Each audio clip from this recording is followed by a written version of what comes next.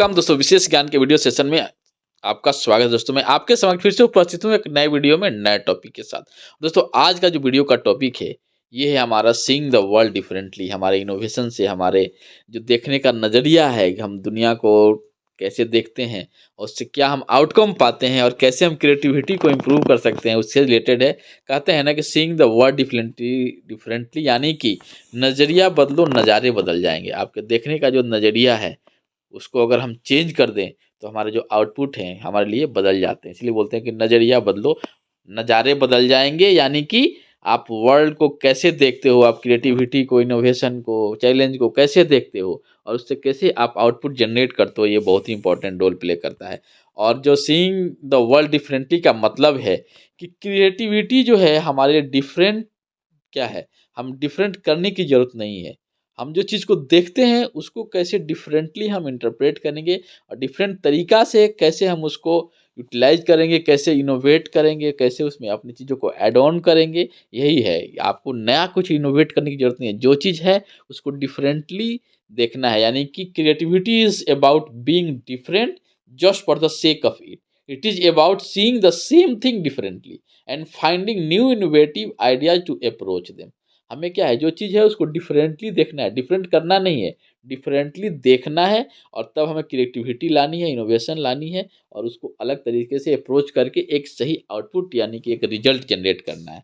तो यही है टॉपिक जिसमें हम डिस्कस करने जा रहे हैं कि क्या है हमारा इनोवेशन और क्रिएटिविटी को कैसे हम इम्प्रूव करेंगे, कैसे किसी चीज़ में हम कोई नया चीज़ इनोवेट करेंगे और क्रिएटिविटी लाएंगे।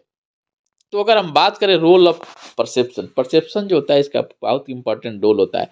कोई काम होने से पहले या उसके जज जज हम कर लेते हैं, हमारे एक दिमाग में परसीव हो जाता है चीज़ें कि ऐसा होगा, ऐसा होता है और ऐसा है, तो ऐसा नहीं है तो क्या है। तो परसेप्शन का जो रोल है हमारे इनोवेशन में, हमारे क्रिएटिविटी में बहुत इंपॉर्टेंट रोल प्ले करता है। अगर हम परसेप्शन की बात करें तो परसेप्शन क्या होता है, अटेंशन टू डिटेल्स। जो परसेप्शन होता है हमारे अटेंशन टू डिटेल्स को इफेक्ट करता है। हम कैसे चीज़ों को देखते हैं, कितना टाइम देते हैं, उस पे हमारा बहुत कुछ निर्भर करता है। सेकंड जो पॉइंट है वो है एम्पैथी। एम्पैथी का मतलब by putting ourself in the others shoes. हमें अपने को किसी दूसरे की जगह रख के उन चीज़ों को एनालाइज़ करना है, पहले से परसीव नहीं कर लेना है कि हाँ, ऐसा है, वैसा है। तो एम्पैथी जो है इसका दूसरा पहलू है। थर्ड जो है करेज टू चैलेंज बिलीफ्स। हमारे जो बिलीफ्स है, जो बिलीफ सिस्टम जिस पर हमारा विश्वास बोलते हैं, जो हम जिसके आधार पे हम काम करते हैं, के अंदर एक बिलीफ सिस्टम जनरेट है, हुआ है चाहे है, उसको हमको चैलेंज करना है कि इस पे कैसे हम चेंजेस लाएँगे और कैसे उसको हम स्ट्रॉन्ग बनाएँगे। तो ये परसेप्शंस का रोल है कि attention to detail, empathy and change to challenge and beliefs. अब हम बात करें बैरियर्स टू क्रिएटिविटी। जो क्रिएटिविटी है इसमें क्या-क्या बैरियर है, क्या जो रुकावट है वो हमारे साथ होता है, चाहे किसी के भी साथ होता है जब हम कोई भी नया चीज़ क्रिएट करते हैं या इनोवेटिव करते हैं।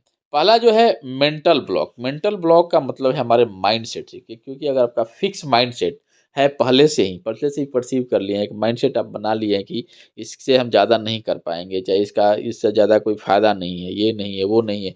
अगर आपके दिमाग में ऐसा चीज़ है, पहले से ही एक माइंडसेट बना हुआ है, आपका फिक्स माइंडसेट यानी ग्रोथ माइंडसेट नहीं है, आप टाइम के अनुसार चेंज होना नहीं चाहते हैं, तो ये एक बहुत ही बड़ा बैरियर है किसी भी चीज़ के लिए, किसी भी इनोवेशन के लिए, किसी भी क्रिएटिविटी के लिए। अगर आपकी मेंटल जो ब्लॉक है यानी कि माइंडसेट सही नहीं है, आपका मन जो है वो ही नहीं अलाउ कर रहा है कि ये चीज़ होगा, नहीं होगा, तो आप चीज़ों को नहीं कर पाइएगा। इसलिए मेंटल ब्लॉक जो है सबसे इम्पोर्टेंट पहलू है किसी भी क्रिएटिविटी को रोकने में, चाहे बाधा पहुँचाने में। सेकंड पॉइंट है एनवायरमेंटल फैक्टर्स। जो हम जिस समाज में, जिस सोसाइटी में, जिस एनवायरनमेंट में रहते हैं, उसका बहुत इंपॉर्टेंट रोल है। अगर आपके जो चीज़ कुछ करना चाहते हैं और एनवायरनमेंट आपको सपोर्ट नहीं कर रहा है, तो उसको हमको उसमें चेंजेज़ लाइए, उसमें कुछ ऐड ऑन कीजिए ताकि आपको इस तरह की हिम्मत मिले, ताकत मिले, ताकि आप नए चीज़ को क्रिएटिव कर पाएँ, नया इनोवेशन ला पाएँ। थर्ड होता है टाइम कंस्ट्रेंट। टाइम कंस्ट्रेंट एक बहुत बड़ा इंपॉर्टेंट फैक्टर होता है। हम किसी चीज़ को एक मिनिमम टाइम की रिक्वायरमेंट होती है, जब तक हम उतना टाइम नहीं देंगे, तब तक हम सही रिजल्ट को नहीं पाएँगे। तो अगर टाइम बाउंडेड चीज़ में हम एक फिक्स टाइम जो कर देते हैं कि हमको इतना ही समय में इस चीज़ को करना है, वो भी हमारी क्रिएटिविटी को, इनोवेशन को रोकता है। उसमें भी ये जो बैरियर क्रिएट होता है, जो रोकने वाली जो चीज़ें हैं जनरेट हो जाती हैं। तो ये है कि जो क्रिएटिविटी के लिए, चाहे इनोवेशन के लिए क्या-क्या बैरियर हैं, क्या-क्या बाधाएँ हैं, क्या-क्या रोड़ा जिसको बोले या रुकावट बोले, वो क्या है? Mental block, environmental factor and time constraint. हर चीज़ के लिए टाइम फिक्स करने की ज़रूरत नहीं है, जो मिनिमम टाइम चाहिए जिस चीज़ के लिए उतना टाइम हमको देना पड़ेगा, तभी हम क्रिएटिविटी को ला सकते हैं या इनोवेशन कर सकते हैं। तो अगर नेक्स्ट पॉइंट है वेज टू बिस्ट क्रिएटिविटी। अब क्रिएटिविटी को बूस्ट करने के लिए, बढ़ाने के लिए, इनोवेशन को और आगे इंक्रीज करने के लिए हमें क्या क्या चीज़ें होनी चाहिए, क्या क्या तरीका है। तो पहला है माइंड मैपिंग। माइंड मैपिंग होना चाहिए, हमारा विजुअलाइजेशन होना चाहिए, ब्रेनस्टॉर्मिंग होना चाहिए, हमें फ्यूचरिस्टिक होना चाहिए, अपने माइंड को उस तरह से ट्रेन करें, माइंडसेट वैसा बनाएं कि हाँ नहीं इसके क्या फ़ायदे हैं और इसको हम कैसे कैसे करना है। तो माइंड मैपिंग होना बहुत ही ज़रूरी है।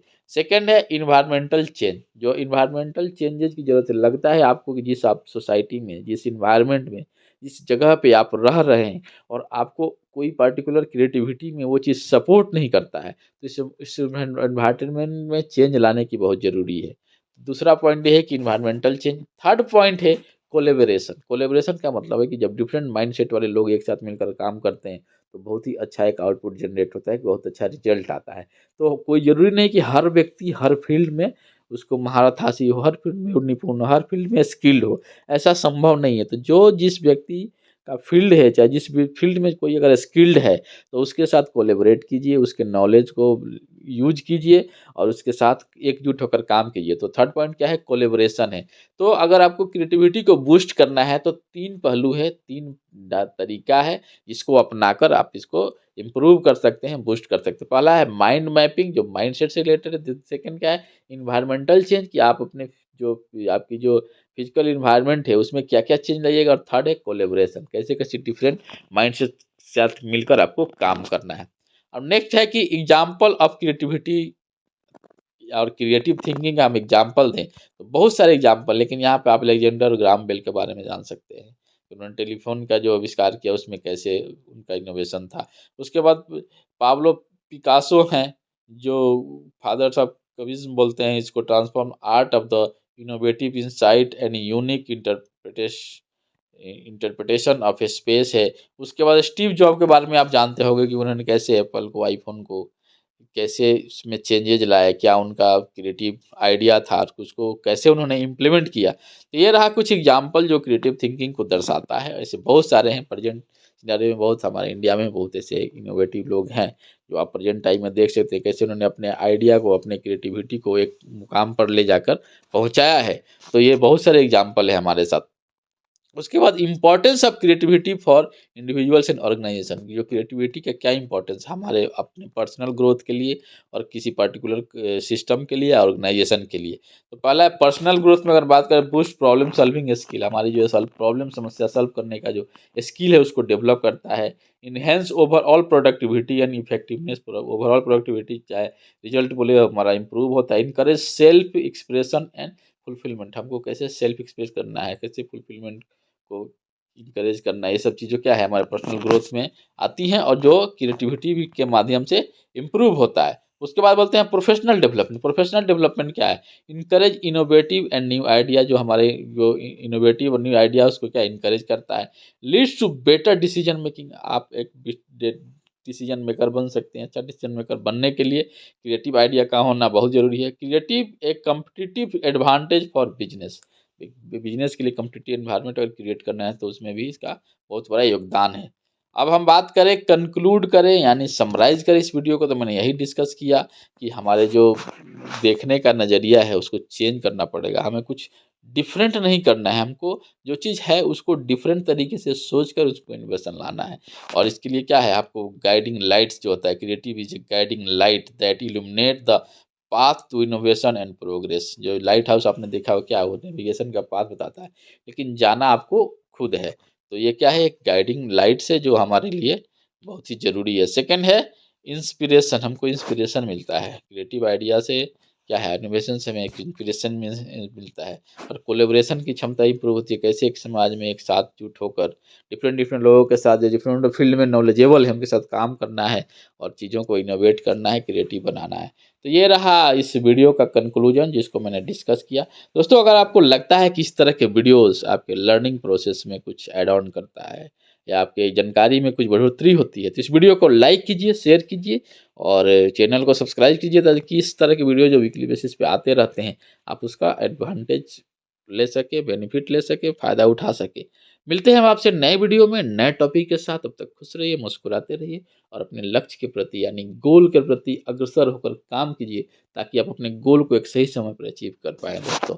थैंक यू और मैं आशा करता हूँ कि आने वाला समय जो होगा आपके लिए बहुत इम्पोर्टेंट होगा।